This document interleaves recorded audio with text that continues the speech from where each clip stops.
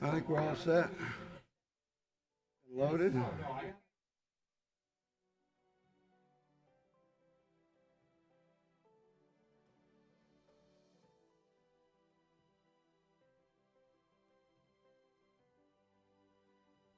And uh,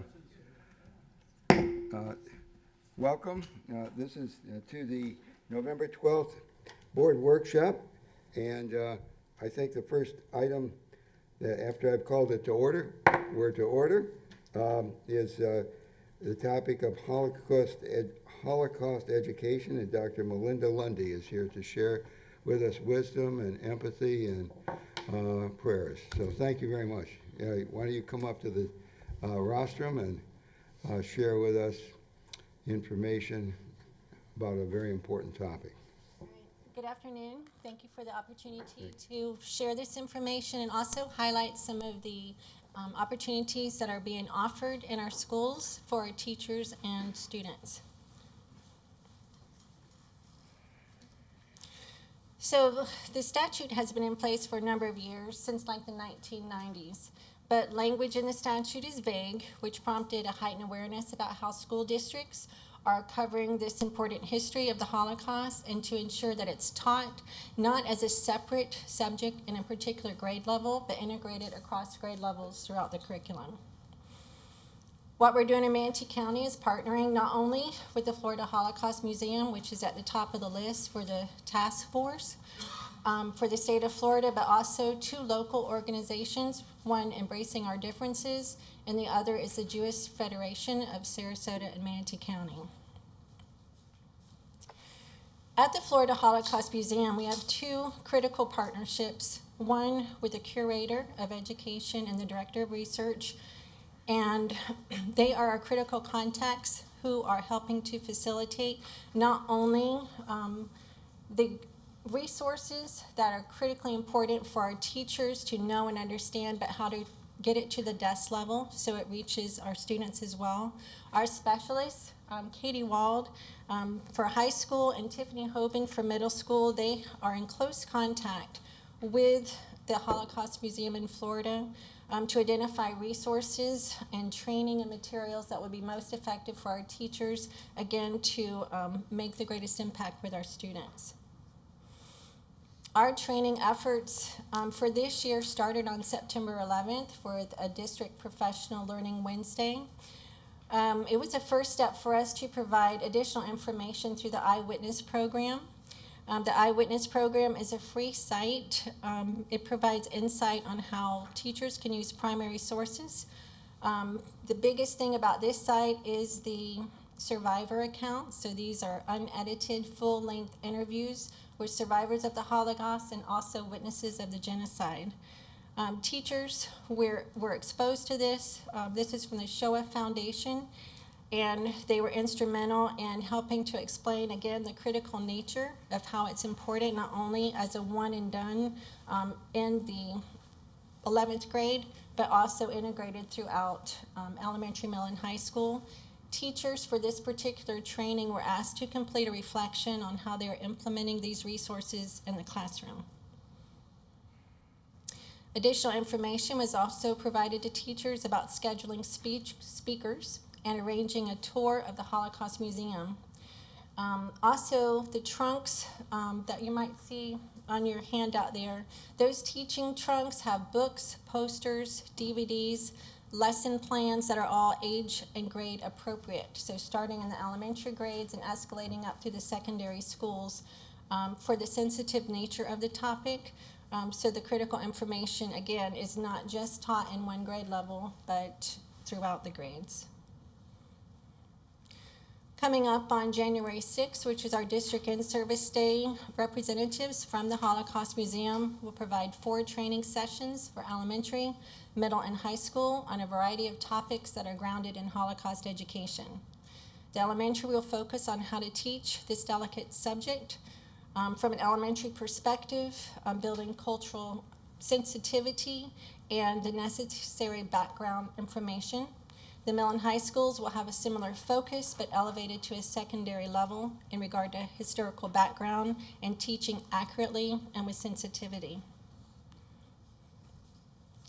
Also, one of our local partnerships has a year-long program called the Butterflies of Hope and Remembrance. It's designed to commemorate the 75th anniversary of the end of the Holocaust.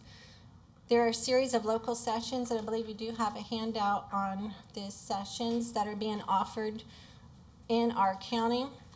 These sessions are free to the public, and Manatee County teachers are guaranteed a seat at all of these sessions through this partnership. The session dates and titles are located on the Holocaust Opportunities Awareness handout. The timeline for the sessions being offered by the Butterflies of Hope and Remembrance Initiative run from January to May.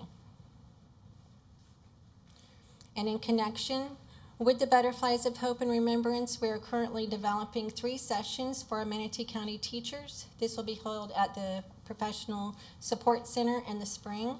The topics for our teachers are Heroes of the Holocaust, Anti-Semitism, Holocaust Denial, and Importance of Holocaust Education. Additionally, cultures and origins of anti-Semitism will be highlighted. That concludes my presentation. Board members, questions? I have a question. I think Yes. kind of one of the driving reasons for promoting this is to, help cultivate sensitivity in our students, about the dangers of bullying, about not respecting others.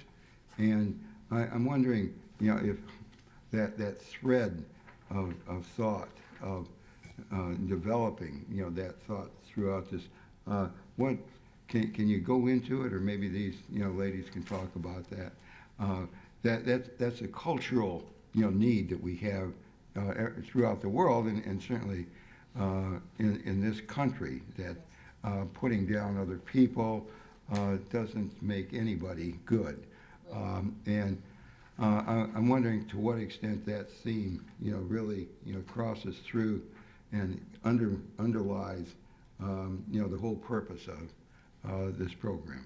Yes, sir. So in the curriculum resources and our instructional materials, namely our core reading program, to name one, in K-5 for reading instruction, the themes of community building, diverse groups, acceptance of diverse groups, tolerance, those things are launched with an essential question that focuses the learning work, not only of the reading, but also of the discussions that ground the reading work. For cultural responsiveness happens in K-5. In 4th and 5th grade classroom, the themes shift to prejudice, racism, and stereotyping. In middle school, the courses focus, they're really grounded in novels. Popular novels are Night and the Diary of Anne Frank. We also have poems and extracurricular resources that help to substantiate the conversations in middle schools. And then in high school is where the particular standard is evident in our maps, where they have to actually explain the causes and events of the Holocaust. So the themes that enable these discussions later in the school life happen by building the preparatory approach, where those overarching themes of tolerance and respect for diversity in the younger grades, and then they get built upon throughout the school levels. Board member? No, Board Member Kennedy. Dr. Lundy, I guess this question is for both you and the superintendent, but, and I think I know the answer, I just want to make sure. Do you both feel like we are covering the statute as we are required to do? Well, I can definitely answer that, but the curriculum department is embedded, and I do think she prefaced, because there was conversation about the statute, there was a lot of awareness. So I think we just wanted to make sure, and it was highlighted, that we are covering the statute and doing more. One of the things that Melinda mentioned at the very beginning but didn't go into it was, and it goes back to Mr. Minor's comment, where we brought in the partnership with Embracing Our Differences. And we had the play of Annie and Martin, the dialogue with Annie and Martin. So there are a number of our high schoolers saw that and participated in that. So it does kind of give an awareness, you know, and that was a new thing we added. So we're always expanding and broadening our scope of what we're teaching our students and experiences with our students. But Dr. Lundy, if you have additional things you want to point I out. was going to say the language of the statute is vague. So it still gives autonomy for the how and the when to the teacher as a professional educator, with the professional responsibility to know the language of the statute and to look for opportunities that transcend across grade levels and content areas. Yeah, Mr. Martin, if I may, Sure. I just want to connect Board back to Member something, Kennedy. thank you, that you said earlier. When I was teaching 11th grade U.S. history, I found that in 9th and 10th grade, at least at the time, and this is now getting farther and farther back in the past, but the 9th and 10th graders were, and you mentioned Night, but then also there was a graphic novel called Mouse, M-A-U-S, that I think the 10th graders did, maybe in English too. So when I got them in 11th grade in U.S. history, and we came to World War II, and then the end of World War II and circumstances, they did have some knowledge base, but it's certainly, I was just telling Gina before this started, back when I was teaching U.S. history, I would use Schindler's List as, you know, you can't use all of it because it's, you know, it's pretty graphic depiction, but that would open kids' eyes up to what the Holocaust was all about. And but to your point, it's kind of up to all of us to kind of come up with our way to meet it. So I was pretty confident we are too. I just want to hear from you both as well. Thank you. Thank you. Anybody else? Which Gina I, has. I wonder, you know, everybody wants to, or not everybody, but most people want to know, how do we gauge the success of any program where we put money and time into it? How do we, see to what extent we're making an impression, changing not just the knowledge, but the attitude of students vis-a-vis other students and those who are different, from them. Is there any way to do that, or are we doing it? I think that just the product of who we're graduating right now out of our schools. I mean, I see, like, having worked in elementary, middle, and high school, this is my 26th year in the district, the level of tolerance for different groups has been tremendously more impacted in the last few years than it was, say, in the very beginning, where it was very isolated topics and isolated programs. I see that the integration of cultural responsiveness and sensitivity awareness, I think the Manatee County School District does an excellent job of this. Well, thank you. I think that's a great answer. This is something very difficult to quantify. And a lot of folks say, well, if we're going to invest money, time, resources, all of that, we want to be able to quantify the results. And this is something difficult to quantify. I think the answer is it comes down to, the sensitivity that teachers in the district and the school board, has with respect to, respecting everybody, how we demonstrate it, how we choose love over hate and respect over disrespect. That's probably quantifiable, but we haven't figured it out yet. So thank you, I appreciate it.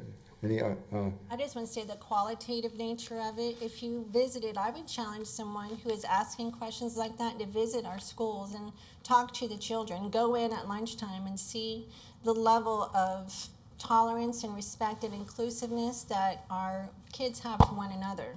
There's a lot of different programs that we currently embrace that allow for visible, like making invisible students visible by embracing them and offering to eat lunch with them or walk them to class. We have a variety of those programs in our schools. I think Board Member Golden has some questions. Yes, I scarce know where to begin, Okay. but I'm going to try to do this. We talk about the vagueness of the statute, and it begins with teaching the history of the Holocaust, the systematic planned annihilation of European Jews and other groups by Nazi Germany. A watershed event in the history of humanity is to be taught. I don't see the vagueness in that. The question that I do have, though, is that there are other watershed events that have particularly impacted education in Manatee County in the state of Florida. We're in the midst of celebrating 400 years of slavery being introduced into the colonies. I wonder if there's been any mention of that, or if anything like that has been brought up in the course of American history. We are a nation that fought a civil war to end slavery on the basis of people's color. And we've incorporated those kinds of things into our laws and into our Constitution as amendments. There's just so much of what has been overlooked, dismissed, or buried in the context of the length of time that we've tried to become one nation. So I'm just kind of wondering what other efforts are being made to bring some type of parity, equity, in terms of children coming to understand that at one time or another, every ethnic category in the country has been demonized, vilified, ostracized. The Seminole Indians right here in Florida, who were just uprooted and moved to Arkansas and to Oklahoma to make way for the colonials that wanted to come down into Florida and do things. How do we, I'm not necessarily interested in how do we quantify it, but how do we develop a consistent approach to this beyond Black History Month, beyond the history of the Holocaust? Because the events themselves are history. They can't be changed. But a lot of the attitudes still exist. And I'm just not quite so sure how teaching about the events changed the attitudes. As a matter of fact, it might even have just a direct opposite. People might want to mimic some of this stuff. How do we address the systematic, comprehensive approach to changing the attitudes through the use of these tools? Because I do agree about the rest of this statute that leads to an investigation of human behavior and understanding of the ramifications of prey. A lot of people don't know that, and a lot of people don't care, but they should. So I'm just trying to, how do we? Okay. First, I want to go back to the vagueness of the statute. Didn't have to do with the what, but the how and the when. Okay. Okay, so that. I think the levity of responsibility that's typically placed on social studies teachers, it's important but insufficient to make your point. So how do we ensure that this is happening across grade levels? A lot of it happens with careful selection of text and the reading materials. A lot of it happens with the discussion parameters that are cultivated in classrooms to allow for conversations to take place, to break down barriers and to investigate and debate, if you will, these important topics and themes.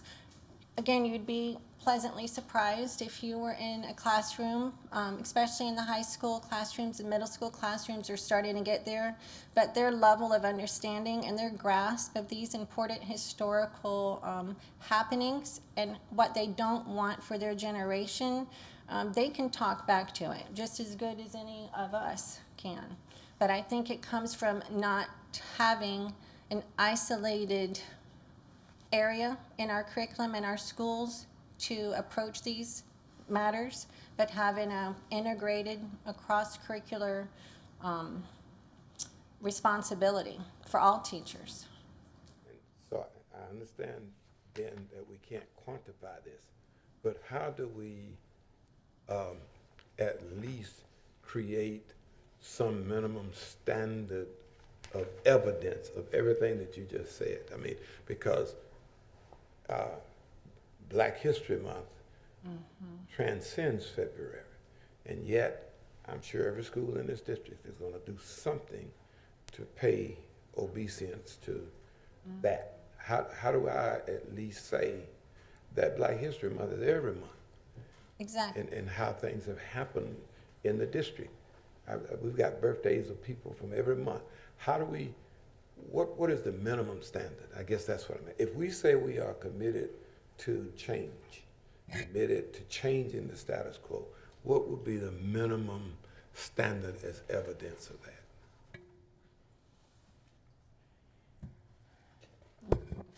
That's a tough question. That's loaded. Oh, okay. That is a tough question. Yes. But that's a good question that you've posed to our curriculum department and to Ms. Yost, that I think right now, as Mr. Minor stated, it's hard to quantify. So we don't want to put all the responsibility on the social studies teachers in high schools.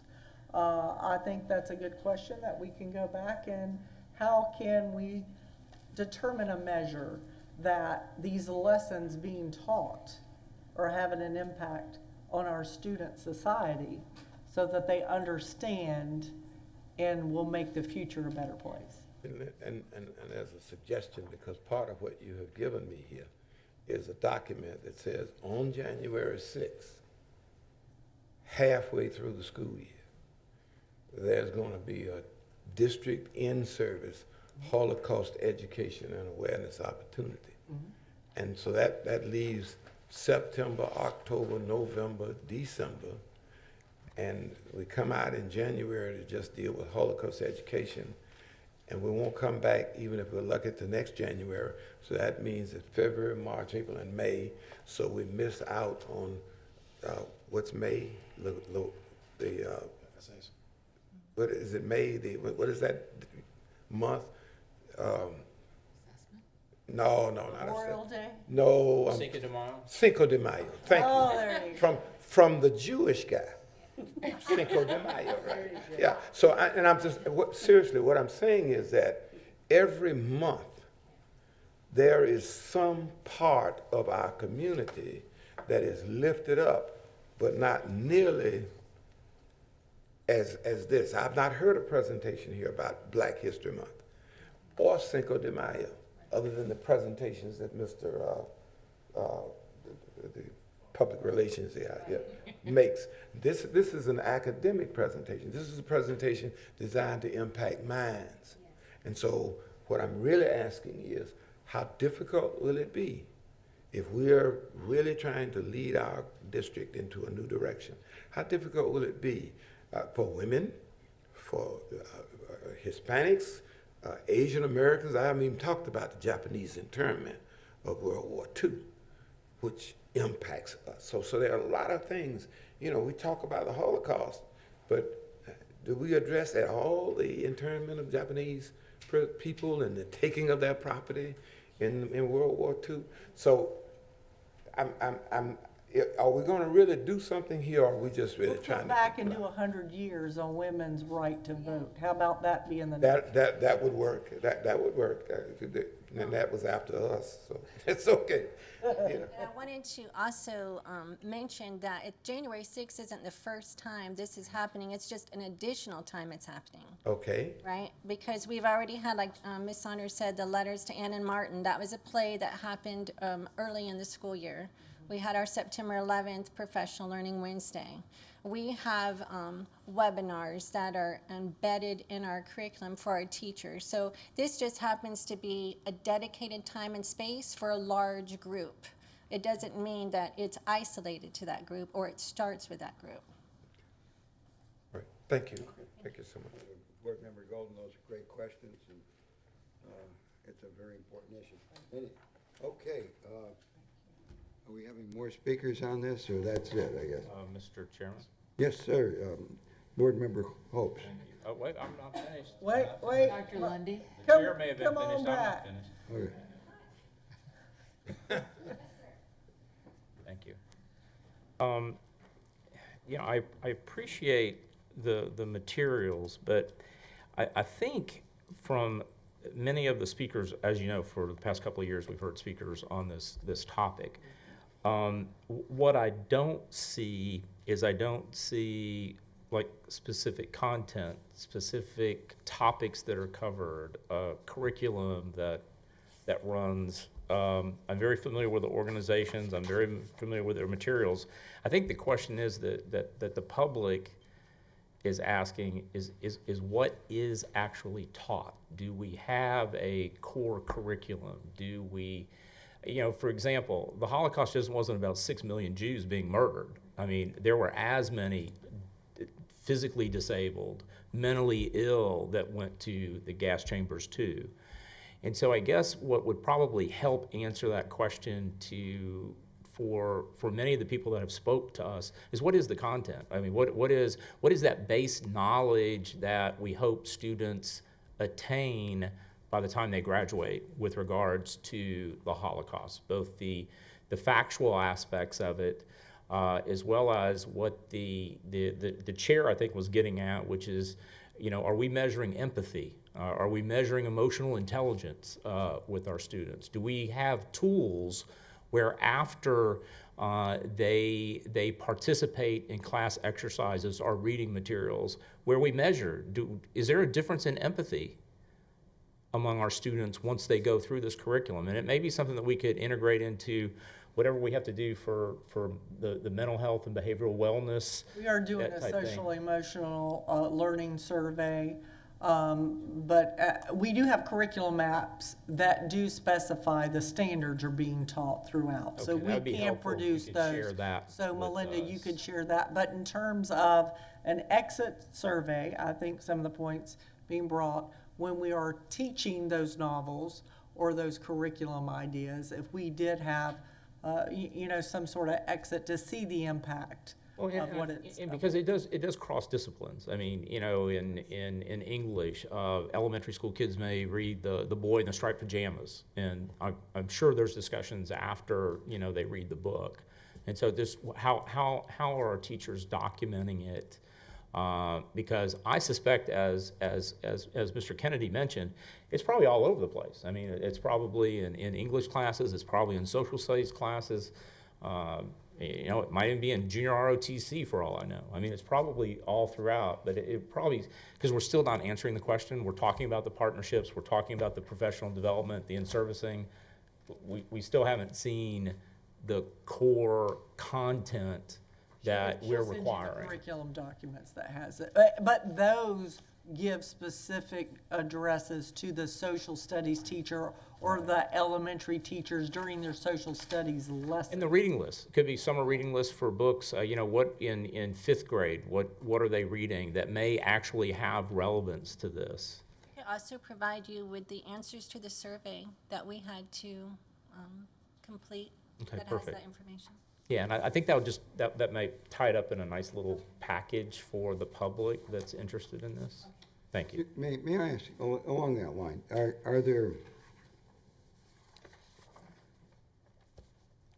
tests of students where they're asked to write essays of demonstrations of empathy and lack of empathy is demonstrated, in reading a book or some short story that they read or write, about that muscle of empathy we're trying to develop. And I think that many students coming into school, when do they even first learn about empathy or the importance of empathy? We hear a lot about the importance of being physically fit. That's very important. We don't hear a lot about being empathy fit. And it's trying to help exercise, that skill, that talent, that, how do you do it? And I think that,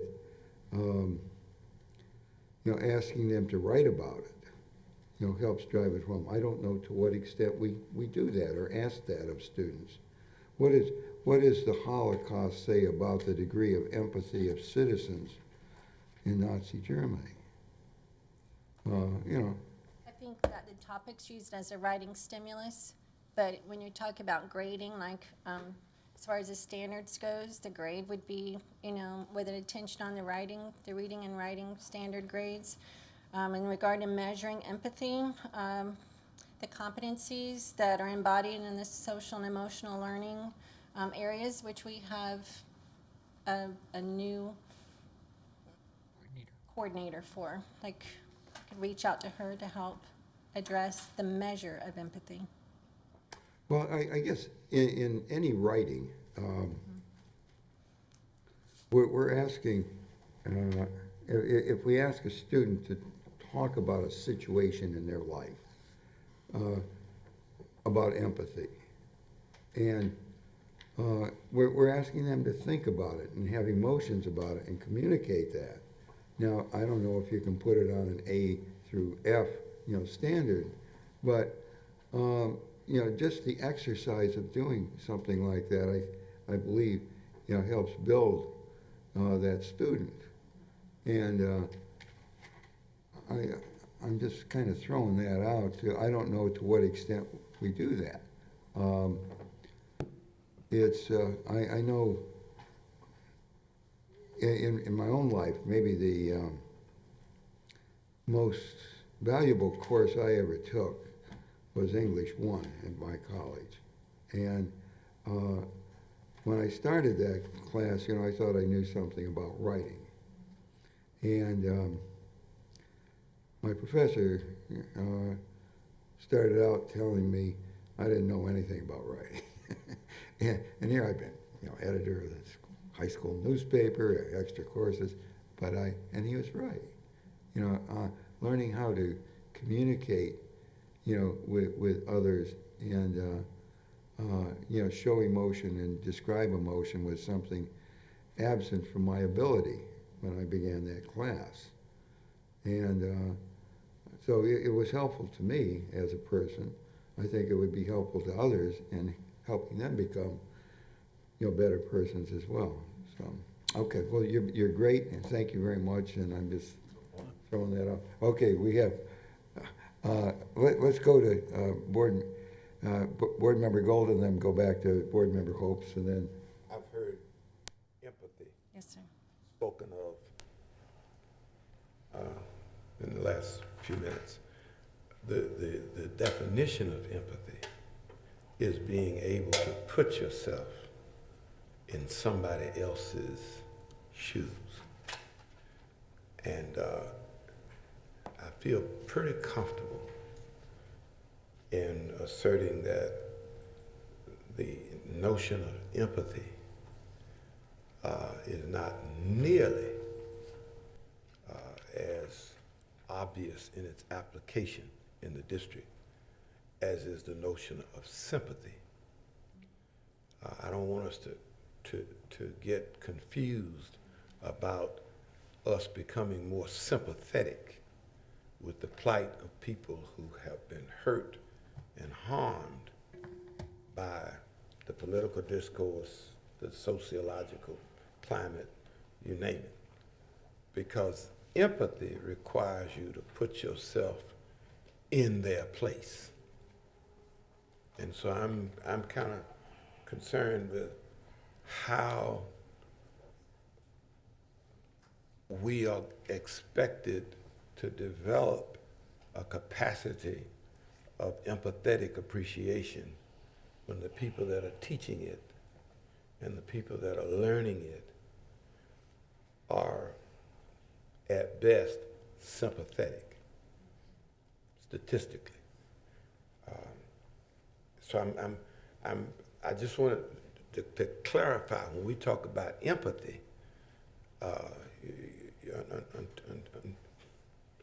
You have to really get into that other person's head as to how they've been impacted by the conduct or the attitudes that you are trying to change. Because until I understand what it really feels like to be called a racial epithet. Just me teaching you that that epithet is negative or bad doesn't mean anything. So I'm just, I want to be very clear here as to the nature of the problem is the impact that our conduct has had on people. The reason we even have to have this class to begin with, the reason we even have to have this statute, and a host of other laws that deal with discrimination and bias and prejudice. You can't teach that out of a person. You can only teach them to be aware of the prejudices that they have. They themselves have to turn to an inner power to change that, to develop that empathy. You can't teach empathy. Teach sympathy, but you can't teach empathy. Thank you, Board Member Golden. Board Member Hope? Yes, Mr. Chairman, I just wanted to mention, because I've learned something, I owe Mr. Kennedy an apology. But for Reverend Golden, actually this chapter, which is the required instruction of our great institution, not only includes paragraph G, which is a history of the Holocaust, paragraph H is a history of African Americans, including history of African American people, slavery, etc., the true effects of alcoholism and intoxicating liquors, kindness to animals, the history of the state, comprehensive health education, Mr. Kennedy, and we do have quite a few mandated responsibilities there. So we can thank circle you. back to that. We will circle back to it because it's pretty impressive, the list. I want to know what we're doing. The study of Hispanic contributions to the United States, the study of women's contributions to the United States, the nature and importance of free enterprise in the U.S. economy, a character development program in the elementary schools for Mr. Minor in order to encourage patriotism, the sacrifices that veterans and Medal of Honor recipients have made in serving our country and protecting democratic values, et cetera, et cetera.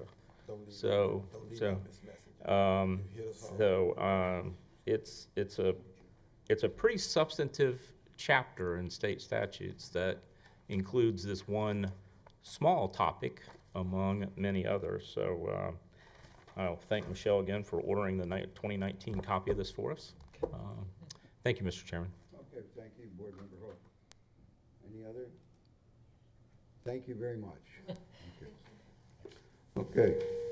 Don't forget your water bottle. That's a big water bottle. Okay, the next item on our workshop agenda is discussion of expectations regarding contracts and executive summaries. And I think that we were fortunate to have our distinguished Vice Chair Messenger to request that we have this discussion about expectations. And would you like to lead off about, on this topic? Sure. Okay, thank you. Mrs. Saunders reminded me that I requested this back in April. So I went back to my April notes to refresh my memory of even what was the catalyst of this request. And I think that the request came from, really the audit committee had made a report on April 23rd. And part of their report, they asked, I'm just going to read from the report. The audit committee asked CRI to add a recommendation that the boilerplate contract used in the district include the effective date of the contract, the annual monetary cap for contract payments, and a statement that the vendor is responsible for any overbilling. I think that's really where this kind of all stemmed from, but I also had other concerns. And some of the concerns that I have had over time, and maybe there's some lawyers here that can help with this, because obviously contracts are not my forte. For instance, when we get a renewal contract, the renewal contracts that come before us, there's typically, in the renewal contract, there's a mention of the original contract, the number that is associated with our board work, there's a mention of that original number in the renewal contract, and there's the name of the company. But what's not included in those renewals is the actual contract. And for me, I have to go back then in the computer and search and see, well, what was that? What did that look like? And I think that it would be beneficial for the board if when there is a renewal, that there is the original contract also attached. I'm not really up for adding a lot more work to people. I don't want them to make them type anything else. But the contract is already in our system. It should be attached, in my opinion. And that's really why I want to have this conversation. These are just my ideas, and I think we should have a conversation about what our expectation is for the board work. And so for me, especially when we're having those renewals, the renewal is very, very generic, and it just says, this is this for this company, and this is the number, and nothing else. And, you know, if you're not tech savvy, and your phone is just a Communication device. Go ahead, flip phone. no, I was going to say a doorstop, then that might be even more difficult to find what was the original contract, because that's not listed. So that's just kind of one of my requests. I did look back at what the audit committee requested and some of our contracts, even the ones that are coming before us tonight, and it looks like a lot of the things that were requested have been put in there. It does have comments now about overbilling, and it did have comments about the effective dates in the contracts. I have to go back and double check about the monetary cap, but those things do seem like they have been addressed. But the other concern that I've had is I've seen some contracts, and I was trying to go back and find the contracts and I was trying to look back at my notes too, but there's just so many pages, where we've had contracts and it'll be the generic boilerplate contract from a company, and instead of it being specific on what we're buying in the contract, it'll just say as quoted, but then we don't have the quote attached. And then it leads me to have to ask for the quotes or ask more information about it, and I don't think that's very transparent. And really, that's really the heart of my requests is I just think if it says as quoted, first of all, I don't actually think it should say as quoted. I think it should actually say, we are going to buy X many things, and it's going to do this, even if it's just one or two sentences, which a lot of them do that. But when it says as quoted, then it really needs to have all the quotes there, because that's just not very transparent. So those are really I think my biggest things that I wanted to discuss and hear from everybody else. And maybe I'm totally in left field, so just put that out there. Okay, Board Member Hopes. Thank you. Thank you, Vice Chair, for bringing this up, because it is important. And I wonder, because the company that produces our board software is the same one that produced the software that we use at University of South Florida. It's a different product, but there, whenever you clicked on it, all those documents were there. You know, as you click through the agenda, you didn't have to download the full packet. It was there when you touched the tablet. So you could drill in as deep on that agenda item as you wanted to, all the way down to the worksheets. Now, I'm sure somebody's got to tie it all together, but I do know with the Board of Trustees software that we used, that it was all in this one location. We didn't have to go search for it and look back at the original contract. And so I wonder if there are components of this software that we can take advantage of as we, move deeper into our utilization of the technology. Because I too would like to see that original contract. I'd like to see the amendments. And if I don't want to look at it, that's great. I don't have to click on it. But I really don't like having to download the whole board packet with the 900 pages to thumb through it to find that one. It'd be nice if you could just click on that item and then it led you to all the backup and the related documents. Thank you, Board Member Hopes, Board Member Vice Chair Messenger. I think this is a really important, critical point that the Vice Chair has brought up. To some extent, there's efficiency involved, that we are, as a board, giving the benefit, to staff that they have looked at, they've examined, they've adopted, and they've seen how it maybe that contract has worked well in another district, and so we are going to piggyback on what somebody else has done. And board members do not, take the time to really understand all the nuances, of the contract. Part of it is time, part of it is energy, but we are in the dark about a lot of the nuances of what might be involved in the contract. Now, that's great for efficiency, but it also has us going down a dark path, and we don't know really what's going on as maybe we should. And I think that what Board Member Hopes is talking about, at least having some kind of software that allows board members to go deeper into what really is in this contract. What are the implications of a vote yes or a vote no?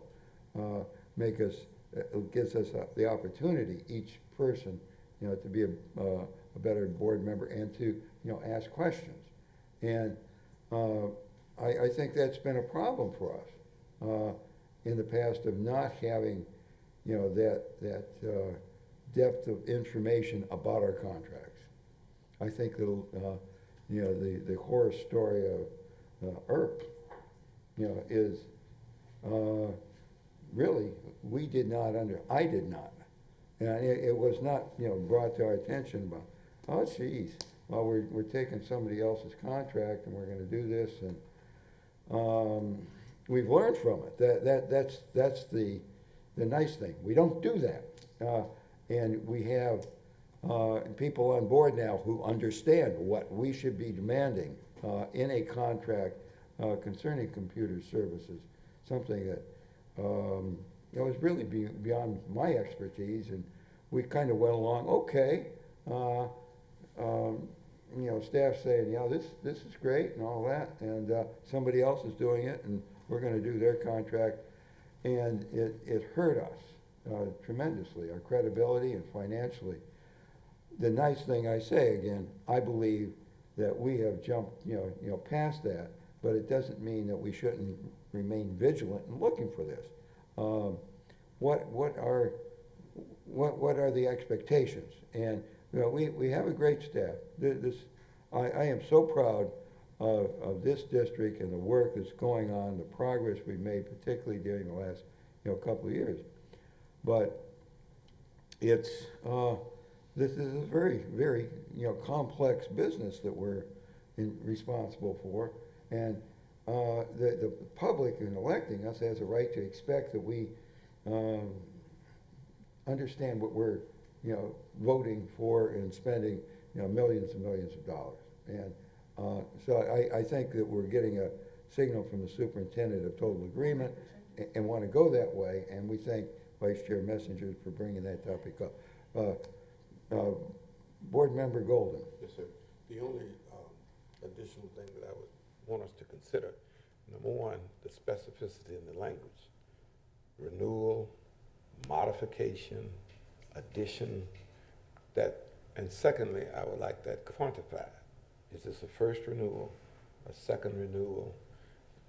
Are we dealing with people, is this like the 10th time we've renewed our contract with them? Because that, in essence, gets us beyond the competitive bidding process by default, because we just keep renewing the contract. And I'm assuming that we are talking about issues that come before us at least on an annual basis, which doesn't get beyond what we also asked for, I thought, in this context, and that is where there were contracts that extend beyond a year, where we are asked to renew it, but a portion of it has already been or extended or expanded. Like construction, is that Yes, what you're yeah, referring yeah. to? And I That thought can we talked span about- over years of time, that we need Yeah. to put all that Yes. information so you can connect the past year with the current and the year coming? Right. Okay. And I know that's a separate issue from what Ms. Messenger is bringing up, but I just think that in order for us to make the most informed decision that we could possibly make, we don't really need to just look at the, what is that you look at the end of the month, the balance sheet? Statements. Yeah, the balance statements, you need to look at the history, the income and expense part.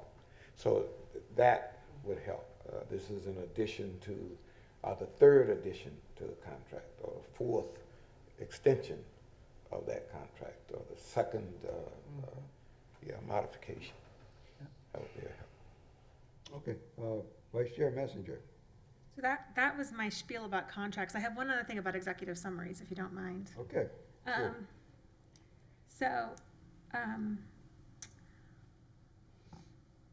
it seems to depend on whoever is writing the executive summary. Some executive summaries will have the historical expenditures, meaning what we spent last fiscal year on this topic and what we spent the previous fiscal year, and some don't. And for me, I find that to be extremely beneficial because I can say, oh man, we spent $60,000 last year on paper clips. And the year before that, we spent $50,000 on paper clips. And otherwise, if that's not in the executive summary, I'm once again searching all our past board work to find that out. And when we add additional money, that always adds another line item in our search engine. So then you have to find the most current one. It makes it very tricky to find the historical expenditures on each one of those topics. So I think it would be beneficial to this board if the historical expenditures were listed for that item with that specific company, if it is a renewal. Say, Just the prior year, is that what you're looking for? prior couple of years, to me, I mean, I think that's really relevant. If we notice, oh man, we've been spending $500,000 on printers the last 2 years, and all of a sudden we're asking for $1 million, I want to know what's up. And I go back and I look and see, but I think that would be, once again, for an informed decision, to quote Mr. Golden. I think that should be there for the public and for us. So at least 2 prior years with the current spend. This isn't just what I say. If I it- wanted to have a if it's- discussion with the board. if it's That's my An opinion. existing item that has a past, you would like at least a couple of years reference. I think that would be beneficial, but I'm just one person. That's why I wanted to have this conversation. And Okay, Board Member Golden. I'm so sorry. And I'm not so sure that if it was $100,000 last year and it's $101,000 this year, that's really the problem. The problem is if it was $100,000 last year and $200,000 or something in between, It that, changed up or down? yes, that, I think that helps. Go down as well. Right, it Yeah, could. right. So you're saying if there is a sizable change, you want the past year listed?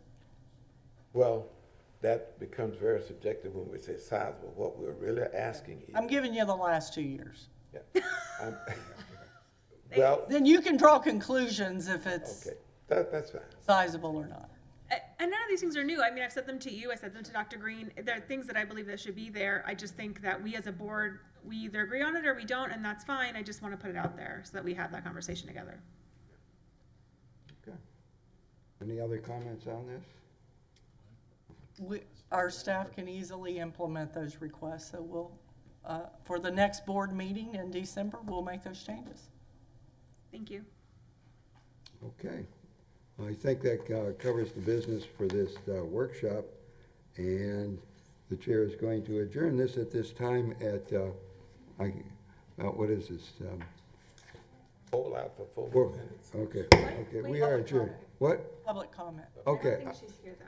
It's Desiree. I think she meant to sign up for tonight. Yeah, I think she Oh, is. okay, I'm sorry, this problem. Okay. I appreciate it. Okay.